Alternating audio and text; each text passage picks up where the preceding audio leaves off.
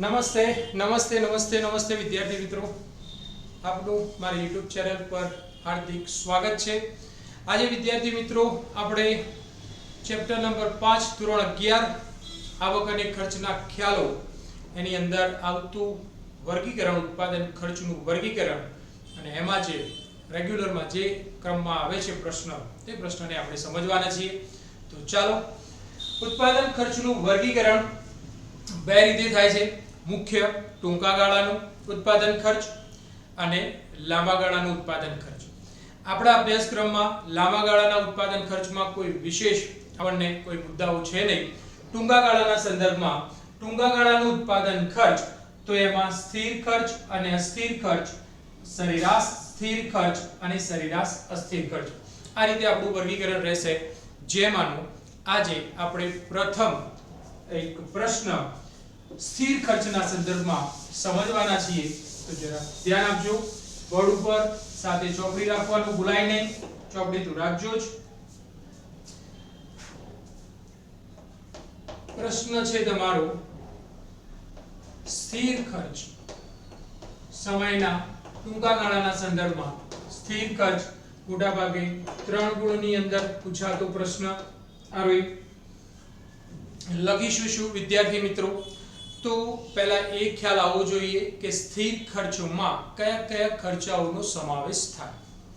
તો સ્થિર ખર્ચમાં જમીન, મકાન, યંત્રો, મશીનરી, કાયમી સ્ટાફનું વેતન, જમીન જો તમારી પોતાની ના હોય તો એનું ભાડું, સરકારને ચૂકવાતા જે મિલકતના વેરા છે, જે પણ કંઈ તમે આર્થિક પ્રવૃત્તિ કરી રહ્યા છો એના સંદર્ભમાં કોઈ તમે લાયસન્સ ગવર્નમેન્ટ પાસેથી ઇસ્યુ કરાવ્યું છે તો એના માટે ભરવી પડતી ફી, મૂડી તમારી પાસે બધી નથી તો બહારથી લાયા છો તો મૂડી પર ચૂકવાતું વ્યાજ, કોઈ પ્રકારના ઇન્સ્યોરન્સ તમે ઉતાર્યા છે તો એના પ્રીમિયમની રકમ જે છે એ તમારા માટે સ્થિર ખર્ચ કહેવાશે।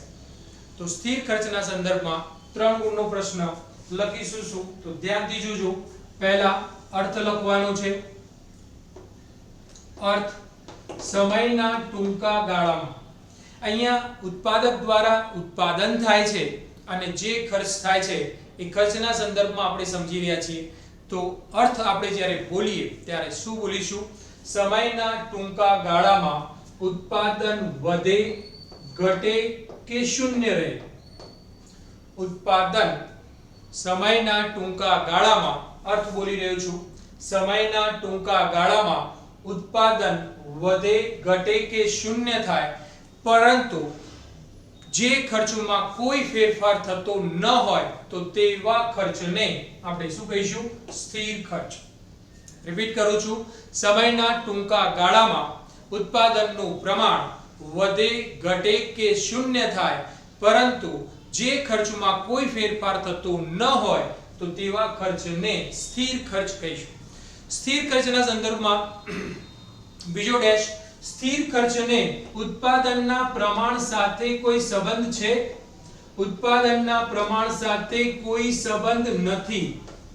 ઉત્પાદન પ્રમાણ સાથે કોઈ સંબંધ નથી। તમે ઉત્પાદન કરો ન કરો, વધારે કરો ઓછું કરો, જે ખર્ચ ઉત્પાદકને લાગુ પડે છે એ ખર્ચ લાગુ પડવાનો જ, એટલા માટે તેને ઓવરહેડ ખર્ચ પણ કહે છે। માર્શલના મત પ્રમાણે, તો ધ્યાન આપ્યું છે એમને, ઓવરહેડ ખર્ચ કીધો છે, સામાન્ય ખર્ચ જે ઉત્પાદકને બેર કરવાનો જ હોય છે એટલા માટે એને સ્થિર ખર્ચ કહે છે।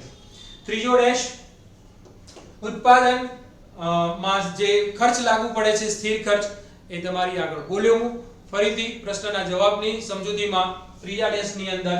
તો સ્થિર ખર્ચમાં કયા કયા ખર્ચા ગણાશે? જમીન, મકાન, યંત્રો, મશીનરી, મૂડીનું વ્યાજ, જમીન તમારી નથી તો એના પર ચૂકવાતું ભાડું, વીમા પ્રીમિયમ, લાયસન્સ, મિલકત વેરા, આ તમામ પ્રકારના જે ખર્ચા છે એ સ્થિર ખર્ચ છે, જેમાં ઉત્પાદક ઉત્પાદન કરે કે ન કરે ખર્ચ તો કેવો રહેવાનો? સ્થિર જ। ઓકે, ત્યાર પછી અનુસૂચિ આવશે। તો અનુસૂચિની ખાસ સમજણ જોઈ લેજો। 3 ડેશ થયા છે અર્થ સાથે। ત્યાર પછી અનુસૂચિ દોરવાની છે તમારે। અનુસૂચિમાં તમારો ચોથો ડેશ આવે અનુસૂચિમાં ઉત્પાદનનું પ્રમાણ જે તે એકમમાં અને સ્થિર ખર્ચ રૂપિયા. ઓકે, અહીંયા લખવું હોય તો એકમ. હવે જરા જોઈ લેજો, ત્યાર પછી આકૃતિ પર જવું છે એટલા માટે. ઉત્પાદનનું પ્રમાણ 0 છે છતાં પણ ખર્ચ સમજવા માટે લખું છું 1000 રૂપિયા થાય છે. ઉત્પાદનનું પ્રમાણ 10 કરીએ છે તો પણ ખર્ચ 1000 જ રહે છે. ઉત્પાદનનું પ્રમાણ વધારીને 30 કરીએ છે તો પણ ખર્ચ સ્થિર જ રહે છે. ઉત્પાદનનું પ્રમાણ વધારીને 30 એકમોનું કરીએ છે તો પણ ખર્ચ 1000 સ્થિર જ રહે છે. 40 એકમોનું ઉત્પાદન કરીએ છે છતાં પણ ખર્ચ 1000 રૂપિયા સ્થિર જ રહે છે. એ જ રીતે 50 એકમોનું ઉત્પાદન કરીએ તો પણ ખર્ચ સ્થિર રહે છે. એટલે કે ઉત્પાદનનું પ્રમાણ 0 હોય, વધે છે, ઘટે છે, છતાં પણ જે ખર્ચ સ્થિર રહે છે તે ખર્ચને આપણે શું કહીશું? સ્થિર ખર્ચ.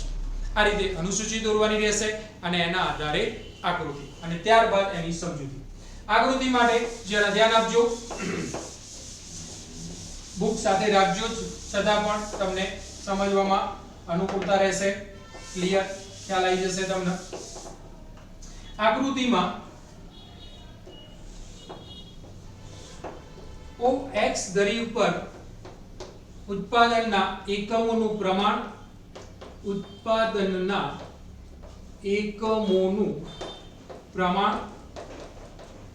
અને Y ધરી ઉપર કુલ શબ્દ વાપરું છું, કુલ સ્થિર ખર્ચ રૂપિયામાં. જેમ જેમ ઉત્પાદનનું પ્રમાણ વધારતા જઈશું આપણે, અહીંયા 0 ઉત્પાદન, O બિંદુ તો ખરું સાથે સાથે 0, અહીંયા આપણી અનુસૂચિ પ્રમાણે 10, 20, 30, 40 અને 50 એકમો સુધીનું ઉત્પાદન આપણે અનુસૂચિમાં લીધું છે તો 50 એકમો સુધી દર્શાવી દેવાનું. હવે ખર્ચ આપણે જોઈએ તો સમજવું આવું લખું છું 100, 200, 300, 400, 500, 600 અથવા સોરી આપણો ખર્ચ 1000 રૂપિયા લીધેલો છે આપણે તો આ રીતે લખું છું 250, 500, 750, 1000, 1250 અને 1500. આ રીતે ખર્ચ લીધો છે આપણે. Y ધરી ઉપર 1 સેમી બરાબર 250 રૂપિયા સ્થિર ખર્ચ બતાવ્યો છે આપણે. તો ઉત્પાદનનું પ્રમાણ 0 છે તો પણ આપણને ખર્ચ કેવો મળે છે? 0. તો પહેલું અહીંયા તમને આ રીતે મળશે. ત્યાર પછી ઉત્પાદનનું પ્રમાણ વધારીને તમે 10 એકમોનું કરો છો, 20 એકમોનું કરો છો, 30 એકમોનું કરો છો, 40 એકમોનું કરો છો, 50 એકમોનું કરો છો. તમને અલગ અલગ બિંદુઓ અહીંયા મળે છે અને આ બિંદુઓને જોડતી જ્યારે તમે રેખા દોરો છો તો આ રેખા એ તમારી કઈ રેખા કહેવાશે? સ્થિર ખર્ચ રેખા. ભૂલાય નહીં, અહીંયા તમને બિંદુઓ ધ્યાન દોરી લઉં છું ફરીથી. આ તમારી કહેવાશે સ્થિર ખર્ચ રેખા. સ્થિર ખર્ચ રેખા અથવા એને કુલ સ્થિર ખર્ચ રેખા,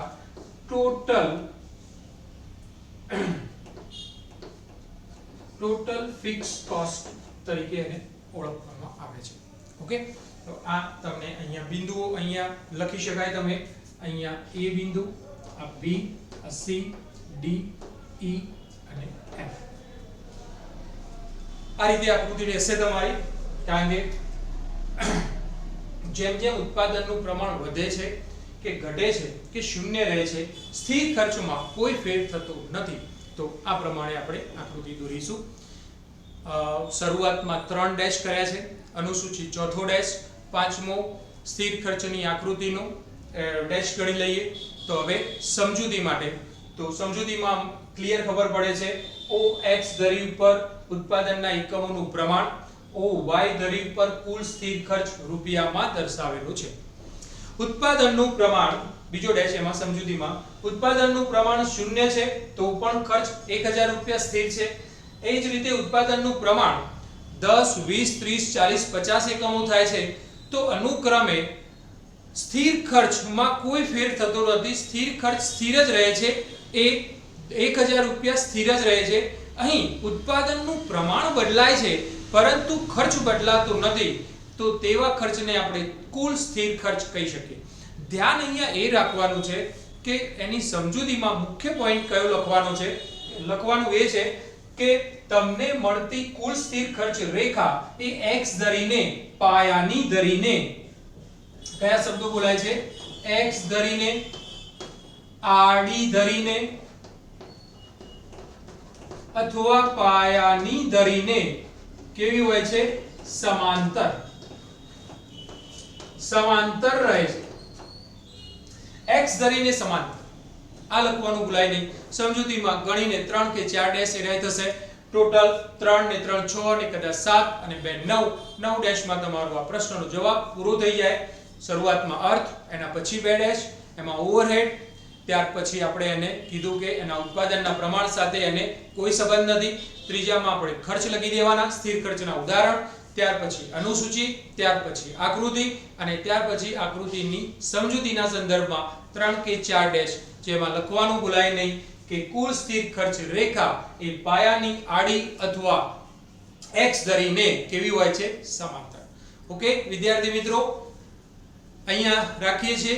પછીના વિડીયોમાં આપણે બીજો કોઈ મુદ્દા સાથે મળીશું, પરંતુ ભૂલાય નહીં તમને તમારા વિદ્યાર્થીઓને મારા YouTube ચેનલ વિશે કહેવાનું કે જેમાં એમને સતત એમને અર્થશાસ્ત્ર વિષયનું થોડું મારા તરફથી જે પણ કંઈ સમજ આપી શકું છું એમને સમજાય, એના માટે સબસ્ક્રાઇબ કરાવવા માટે કહેવા માટેનું ભૂલાય નહીં.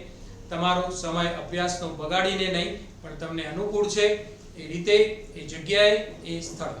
Okay, thank you. ધન્યવાદ.